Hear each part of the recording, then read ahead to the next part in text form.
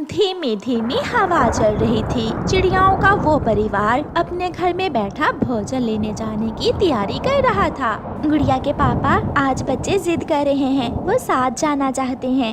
मौसम के बदलने का कुछ पता नहीं चलता, बच्चे घर में ही रहें तो अच्छा है। पापा, मैं उड़ सकता हूँ। पिछली बार मैं बारिश में नदी से उड़कर घर तक आया था।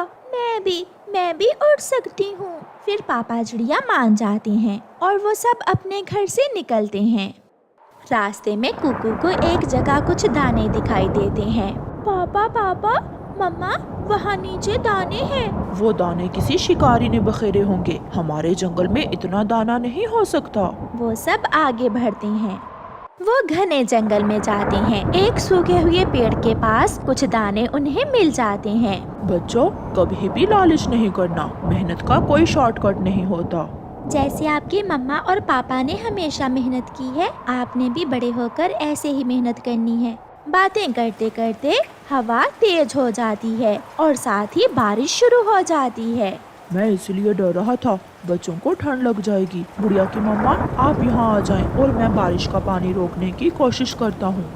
फिर पापा चिड़िया पेड़ की ऊपर वाली डाल पर अपने पंख फैलाकर बैठ जाता है। पापा चिड़िया अपने बच्चों को भीगने से बचाने की पूरी कोशिश कर रहा था। तेज हवा से पापा चिड़िया कभी इधर गिरता तो कभी उधर गिरता, मगर उसे किसी भी तरह अपने बच्चों को सुरक्षित रखना था। काफी देर बारिश होने के बाद बारिश रुक जाती है। जल्दी करो, इससे पहले कि बारिश फिर से शुरू हो जाए, हमें वापस घर जाना होगा। वो सब तेजी से उड़ते हैं। जब वो वापस आते हैं तो एक नई समस्या उनका इंतजार कर रही थी। उनका घर पूरी तरह टूट चुका था। मम्मा चिड़िया रोने लग जाती है। इतना कमजोर भी ना था हमारा घर, सबके घर ठीक है, एक हमारा ही घर टूटना था। ऐसे मौका पर घबराने की बजाय हिम्मत और हौसले से काम लेते हैं। मैं अभी पीपल के कुछ पत्ते लेकर आता हूँ और हम आज की रात गुजारने का बंदोबस्त कर लेते हैं। पापा, अपना ख्याल रखना, जल्दी आना आप। फिर पापा चिड़िया उड़ता है। रात भी हो चुकी थी। पापा चिड़िया जानता था कि जंगल में पीपल का पेड़ कहाँ है, इसलिए वो सीधा उसी दिशा में जाता है। पापा चिड़िया पीपल के पेड़ से कुछ पत्ते तोड़कर वापस मुड़ता है। अंधेरे की वजह से पापा चिड़िया को पता ही नहीं चलता कि कब वो एक पेड़ से टकरा जाता है। वो बेरी का पेड़ था। बेरी के कांटे पापा चिड़िया के शरीर में घुस जाते हैं और पापा चिड़िया वहीं गिर जाता है। उसकी आंखों के सामने उसका परिवार था। वो फिर से उड़ने की कोशिश करता है, मगर अब उसके शरीर में जान न थी और उसकी आंखों के सामने अंधेरा छा जाता है। मम्मा चिड़िया अपने बच्चों को लिए अपने पति का इंतजार कर रही थी। सारी रात गुजर जाती है, मगर पापा चिड़िया लौट कर नहीं आता। मम्मा चिड़िया जान गई थी कि उसका पति जरूर किसी मुश्किल में है। सुबह की रोशनी होने के साथ ही मम्मा चिड़िया अपने बच्चों से कहती है, बच्चों, मैं आपके पापा को देखकर आती हूँ। वो अभी तक नहीं आए, जरूर वो किसी मुश्किल में होंगे। मम्मा, जिंदगी में इतनी मुश्किलें होती हैं, एक से बढ़कर एक। हाँ बेटा, जिंदगी तो गुजारना होती है, दुख हो या सुख, खुशी हो या गम। मम्मा चिड़िया उड़ती है। मम्मा चिड़िया का कलेजा फट जाता है जब वो अपने पति को बेरी के पेड़ में फंसा हुआ देखती है। उसकी चोंच में पीपल के पत्ते थे। ये कैसे हुआ? आप हमें छोड़कर चले गए। अपने बच्चों को सुरक्षित रखने के लिए आप तो पत्ते लेने गए थे। मम्मा चिड़िया रोती रहती है। वो अपने पति की वजह से बहुत दुखी हो गई थी, मगर क्या करती, उसे वापस अपने बच्चों के पास भी तो जाना था। दुखी दिल के साथ मम्मा चिड़िया वापस उड़ती है। मम्मा, पापा कहाँ है? मम्मा, कहाँ है मेरे पापा? बच्चों, आपके पापा अब हमारे साथ नहीं रहे। ये सुनकर बच्चे रोने लग जाते हैं। मम्मा चिड़िया अपने बच्चों को साथ लेकर वहाँ से उड़ती है। मम्मा चिड़िया पर अब और भी जिम्मेदारी बढ़ गई थी। उसे अपने बच्चों को माँ और बाप दोनों का प्यार देना था। मम्मा चिड़िया अपने बच्चों को साथ लेकर जंगल की दूसरी ओर पहुँच जाती है। वहाँ उसकी पुरानी जानने वाली एक कौवी रहती थी। गौरी, मेरे पति मर गए और मेरा घर भी टूट गया है। मेरा कोई भी न था।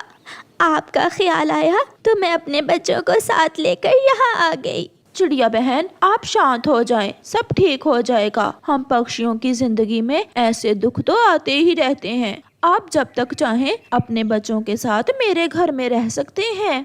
फिर मम्मा चिड़िया गौरी कव्वी के घर रहने लगती है। ऐसे ही कुछ दिन गुजर जाते हैं। अब मम्मा चिड़िया का दुख भी थोड़ा कम हो गया था। वो अपने बच्चों के लिए घर बनाना चाहती थी। गौरी बहन, मैंने एक पेड़ देखा है, वो सुरक्षित है। मैं वहाँ अपने बच्चों के लिए घर बनाना चाहती हूँ। चिड़िया, आप घर बनाने का काम शुरू करें, मैं आपके बच्चों को दाना ला कर दे दूंगी। गौरी बहन, अगर आप ना होती तो मेरे लिए ये सब बहुत मुश्किल हो जाता। मुश्किल समय में पक्षी ही एक दूसरे के काम आते हैं। फिर मम्मा चिड़िया जंगल जाती है। मम्मा चिड़िया वहाँ से कुछ सूखी लकड़ियाँ जमा करती है। लकड़ियाँ पेड़ पर रखने के बाद मम्मा चिड़िया फिर से जंगल जाती है और कुछ सूखे पत्ते और कुछ सूखा घास लेकर आती है। सारा सामान पूरा हो जाने के बाद मम्मा चिड़िया अपने घर का काम शुरू करती है। इस पेड़ पर तुम किससे पूछकर घर बना रही हो? ये पेड़ मेरा है।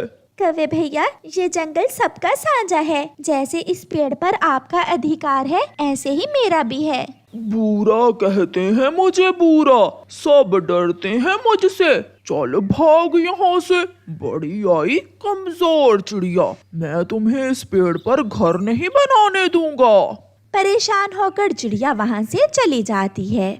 चिड़िया बहन, कहाँ तक पहुँचा घर का काम? गौरी, एक बुरे नाम के कौवे ने मुझे उस पेड़ पर घर बनाने से मना कर दिया है। वो कहता है कि वो पेड़ उसका है। चिड़िया, इस जंगल में रहने के लिए हमें ऐसे जालमों से डरने की बजाय उनका मुकाबला करना होता है। चलो मेरे साथ, मैं देखती हूँ उस बुरे के बच्चे को। बच्चों, आप घर में ही रहना। फिर गौरी चिड़िया के साथ जाती है। ओए बदसूरत, मोटी आंखों वाले कौवे, सीधे से भाग जाओ यहाँ से, वरना जानते हो ना मुझे। कौन हो तुम? मुझे गौरी कहते हैं। बुरा कभी हार नहीं मानता। और गौरी को गुस्सा बहुत आता है तुम जैसे बदसूरत पक्षियों पर। ऐसा कहते हुए गौरी बूरे पर हमला करती है। वो बूरे को मारना शुरू करती है।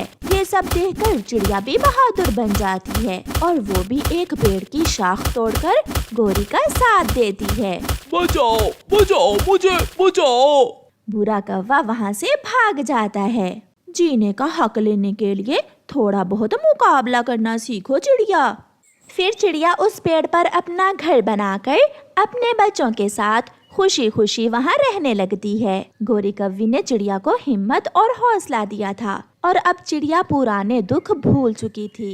प्यारे दोस्तों, इस कहानी को लाइक, शेयर और चैनल को सब्सक्राइब करना बिल्कुल मत भूलना। आपका धन्यवाद। चिड़िया और उसकी बेटी गुड़िया बहुत गरीब थीं। वो सेठ कालू कौवे के घर में किराए पर रहती थी। एक दिन सेठ कालू कौवा सुबह सवेरे ही आता है। चिड़िया, बाहर निकलो, जल्दी बाहर आओ। क्या हुआ सेठ जी, आज आप इतने गुस्से में क्यों हैं? 3 महीने हो गए तुमने घर का किराया नहीं दिया। आज तो मैं किराया लिए बिना यहाँ से नहीं जाऊँगा। कृपया करें सेठ जी, मेरे पास अभी पैसे नहीं हैं। मैं कुछ दिनों तक दे दूंगी आपके पैसे। बहुत हो गया, आज तो मैं तुम्हारा सामान उठाकर घर से बाहर ही फेंक कर जाऊंगा। सेठ जी, बहुत ठंड है, हम ऐसे मौसम में कहाँ जाएंगे? दिया करें हम गरीबों पर। ये धर्मशाला नहीं है जहाँ मैं तुम्हें मुफ्त में आश्रय दूं। फिर कालू कौवा चिड़िया का सामान उठाकर घर से बाहर फेंक देता है और घर को ताला लगाकर वहाँ से चला जाता है। मम्मा चुप हो जाएं, आप खुद ही तो कहती हैं रोने से हालात नहीं बदलते। मगर बेटी, ठंड बहुत है, ऐसी ठंड में हम रात कैसे गुजारेंगे? फिर वो माँ बेटी अपना कुछ सामान लेकर वहाँ से चलती हैं। आगे तुम कालू। सब मुझे सेठ कालू कहते हैं, इज्जत से बुलाया करो मुझे, गोरी इज्जत से। सेठ होगे तुम बाहिर, मेरे लिए तो तुम कालू ही हो। और हाँ, अगर आज किसी काम वाली का बंदोबस्त ना किया तो मैं आज ही अपने मैके चली जाऊंगी। ऐसी ठंड में मुझसे घर के काम नहीं होते। मैंने कहा ना, 1-2 दिन में मिल जाएगी कोई काम वाली। नहीं, आज ही काम वाली का बंदोबस्त करो। फिर कालू कौवे के दिमाग में रानो चिड़िया और उसकी बेटी का ख्याल आता है। वो जल्दी से वापस होता है। आप आगे, मुझे पूरा विश्वास था आपको हम गरीबों पर दया जरूर आएगी। हाँ हाँ, तुम पर मुझे रहम आ गया, इसलिए तो लौट कर आया हूँ। तुम मेरे साथ मेरे घर में रह सकती हो, मगर बदले में तुम्हें मेरे घर के काम करने होंगे। मैं करूँगी सेठ जी, मैं सारे घर के काम कर लूँगी। फिर चिड़िया और उसकी बेटी सेठ कालू के साथ चली जाती हैं। ये कौन है चिड़िया? ये मैं तुम्हारे लिए काम वाली लाया हूँ। शक्ल से तो काम वाली नहीं लगती। मालकिन आप चिंता ना करें, मैं घर के सारे काम कर लूंगी, बस मुझे रहने के लिए छत दे देना। ठीक है कालू, इसे बाहर छतरी के नीचे घोंसला लगा देना। फिर मम्मा चिड़िया काम में लग जाती है। कड़कड़ाती ठंड में मम्मा चिड़िया ठंडे पानी से बर्तन धोती है, घर की सफाई करती और बाकी के सारे काम भी। मम्मा, यहाँ तो बहुत ठंड है, इस छाते के नीचे हम ठंड के दिन कैसे गुजारेंगे? मेरे पंखों में छुप जाओ मेरी बेटी, ऊपर वाला कोई ना कोई इंतजाम जरूर करेगा। वो ठंड की रातें बहुत मुश्किल से वो माँ बेटी गुजारती हैं। सेठ जी, मुझे कुछ पैसे दे दें, मैंने अपनी बेटी के लिए गर्म कपड़े खरीदने हैं। पैसे? कौन से पैसे? खाना मिलता है और रहने को जगह, ऊपर से पैसे मांग रही हो? काम करना है तो करो, कोई पैसा वैसा नहीं मिलेगा। मेरी बेटी ठंड से बीमार हो गई है, सेठ जी दिया करें, कुछ पैसे तो दे दे। मैं तुम्हें 1 रुपए भी नहीं दूंगा। फिर शाम के समय वो माँ बेटी सेठ कालू का घर छोड़कर वहाँ से चली जाती हैं। वो जंगल के बाहर एक सूखे हुए पेड़ पर टिंकों का घोंसला बनाने का सोचती हैं। मम्मा, जब मैं बड़ी हो जाऊंगी तो मैं काम में आपकी मदद किया करूंगी। अभी मम्मा है ना मेरी बेटी, आप चिंता ना करें, देख लेना एक ना एक दिन हमारे दिन जरूर बदल जाएंगे। रात को जब गुड़िया सो जाती है तो मम्मा चिड़िया पेड़ से पत्ते तोड़कर अपनी बेटी पर रखकर उसे गर्म करने की कोशिश करती है। मम्मा चिड़िया को बहुत ठंड लग रही थी, मगर उसे केवल अपनी बेटी की ही चिंता थी। अगले दिन गुड़िया अपनी मम्मा से कहती है, मम्मा, हमारे पास चाय बनाने वाली केतली भी है और बाकी बर्तन भी, क्यों ना हम ऐसी ठंड में पक्षियों को चाय बनाकर बेचना शुरू कर दें। बेटी, मगर इसके लिए हमें शक्कर और चाय पत्ती की भी जरूरत होगी। मम्मा, हम वो सब कबूतर अंकल की दुकान से ले आएंगे और फिर बाद में उन्हें पैसे वापस कर देंगे। फिर वो माँ बेटी कबूतर अंकल के पास जाती हैं। कबूतर चिड़िया को उधार शक्कर और चाय पत्ती देने पर मान जाता है। चिड़िया, मैं जानता हूँ आप भी अपने पति की तरह बहुत मेहनती हैं। मेहनत से काम करना, आप जरूर कामयाब होगी। कबूतर भैया, मैं 1-2 दिन में आपके पैसे दे जाऊंगी। चिड़िया और उसकी बेटी जंगल के रास्ते में चाय बेचना शुरू करती हैं। ठंड होने के कारण उनका काम शुरू करते ही चल पड़ता है। सभी पक्षी बहुत शौक से चाय पीने आ रहे थे। चिड़िया बहन, एक चाय ही है जिसे पीने से ऐसे ठंडे ठठरते मौसम में सुकून मिलता है। गोरी कव्वी हर रोज सेठ कालू से लड़ाई करती कि मुझे कोई काम वाली ला कर दो, मगर वो तो बहुत कंजूस था। वो तो कोई मुफ्त में काम वाली ढूंढना चाहता था। एक दिन एक कव्वी वहाँ आती है। कोई जरूरत नहीं है जी मुझे पैसों की, बस 2 वक्त की रोटी और छत दे देना, मैं सारे ही घर के काम कर दूंगी। सेठ जी, ये कवि पागल है, इसे काम पर ना ही रखो तो अच्छा है। मैंने इससे काम करवाना है, कोई मैथ की टीचर नहीं रखना, मुफ्त में जो मिले सो बेहतर। कौवा उसे अपने घर ले जाता है।